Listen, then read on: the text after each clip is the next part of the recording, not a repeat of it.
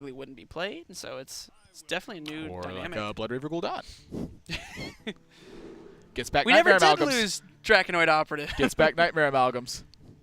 It does. Oh my gosh, That card's going to be fun to play with. it really will be. And so Firebat is on match point now.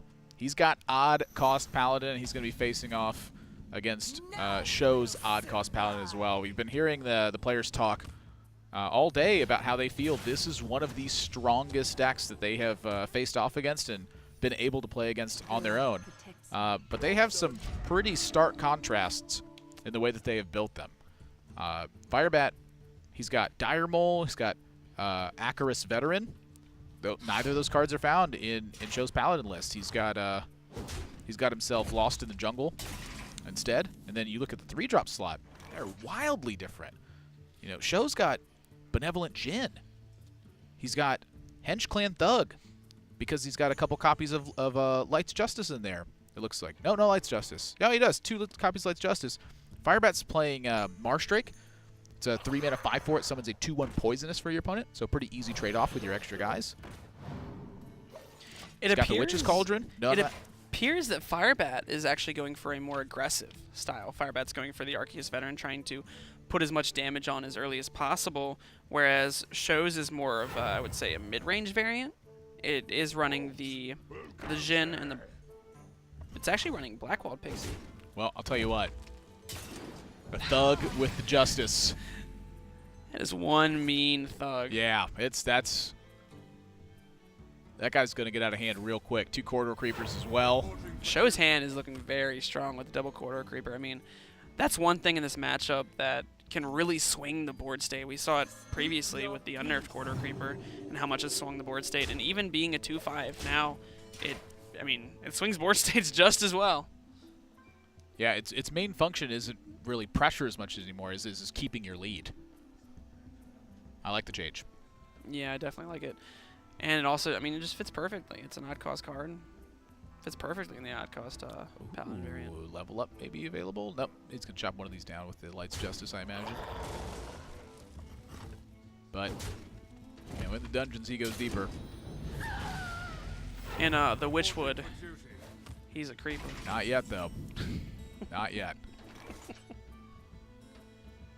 The Witch's Cauldron. Yeah, I'm looking at that Cauldron. I think that Cauldron definitely is going to After one of your minions dies, add a Shaman spell to your hand. 3 mana 0/4. Doesn't count itself after a minion dies.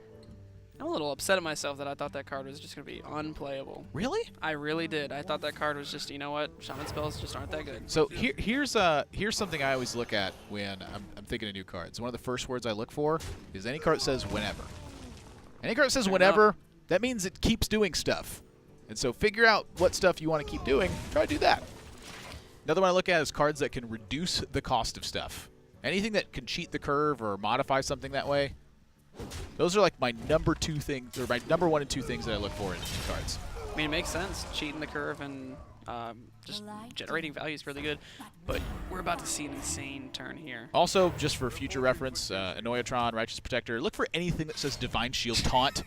Those have typically been pretty good. Tyrion, you know, they're typically pretty good. Even the Cathedral Gargoyle, we haven't seen much of that. It's the new 2-mana 2/2 Divine Shield Taunt if you're holding A dragon. Battle Cry, if you're holding a dragon, Divine Shield Taunt. I mean, Paladin doesn't have access right now to I would say the best dragons, but I mean, in future sets. You're crazy. It's got Marstrake and it's got Cobalt Scalebag.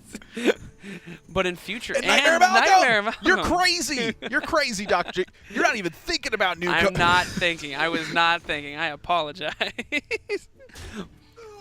But, I mean, in sets to come.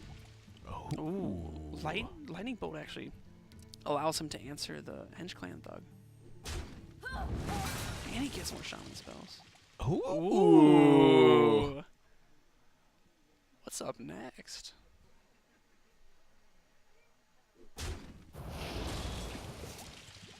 Ooh. That's not bad either. It's the overload I'm looking at. Like, where does this stuff fit in him? He's stuck with a level up. You're right. There is a lot of overload. Sjow's going to be cranking out 2 minions a turn. He's got level up on deck. I mean, I think that this Witch's Cauldron, you know, had he used it last turn, I'm curious if he would have gotten out of this. Because I was looking at killing that Thug. Now he's overloaded killing a Thug. He doesn't get 2/1/1s. I don't know. I mean, I think this is just rough for Firebat no matter what happened because double Corridor Creeper was in the hand of Sjow. That's and definitely a big that's one. very powerful. I mean, Fungal Mancer coming down this turn. Mushroom Power. Fungal Mancer is such a good card.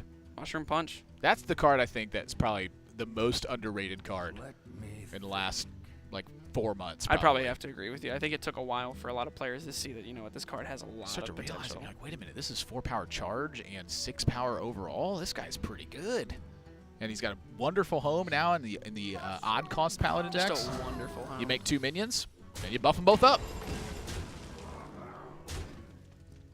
Fungal Power. Or no, it's Mushroom Power. I think when I first started talking about that card, I accidentally thought it said Fungal Power and Fungal Punch. Fungal Punch? That's what mushrooms are. They're fungi. You're like, oh, you brew up in the witch's cauldron. Boom. Get yourself some Fungal Punch. Unfortunately, that creeper knocked over the cauldron and Yeah. it spilled everywhere. Thanks, Creeper. Yeah. What are you doing, creeper? And I mean, this is just kind of good for Firebat. Not really much he can do. He's so close to being there, but He it feels is. so far away.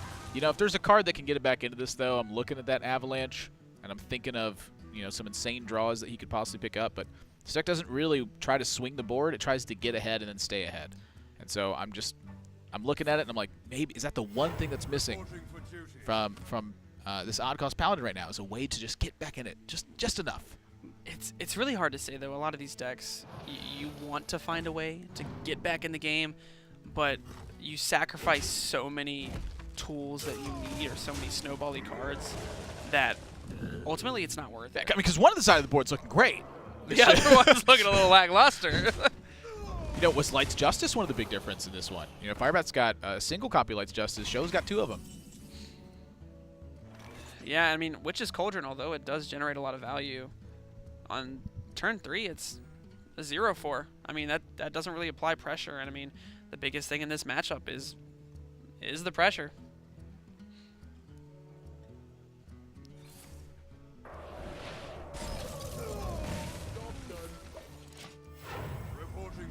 Yeah, I mean, I think this is just the writing on the wall, especially with And Baku just doing such a good card. oh, look at Prince Liam.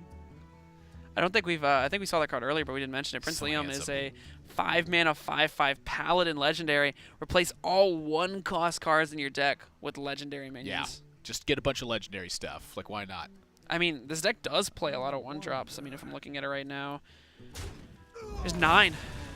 I love like just the look on Prince Liam too. Like, you just look at his posture and everything. Like, his hand is like, wait, stop, and he's got like the 1-cost thing in his right hand, and he's like, this needs to be a legendary. And you're like, what? Hang on, I need this. Like, We need more Prince Liam. No, I want my Righteous Protector. No, it needs he's like, to no, be Prince no, Liam. you want another Prince Liam in your deck. But I need to live next. No. Dup. Say no more. I mean, the most Firebat can do right now my. is... Oh, that's Divine Shield. Yeah, that's Dunzo. We're going to game 5 on that one. Yeah, we can safely call it. I mean, is there lethal right now? With the level up? All of Show's minions got Divine Shield, and then Firebat loses all of his minions in a minion-based matchup. So yeah, that's lethal. Oh.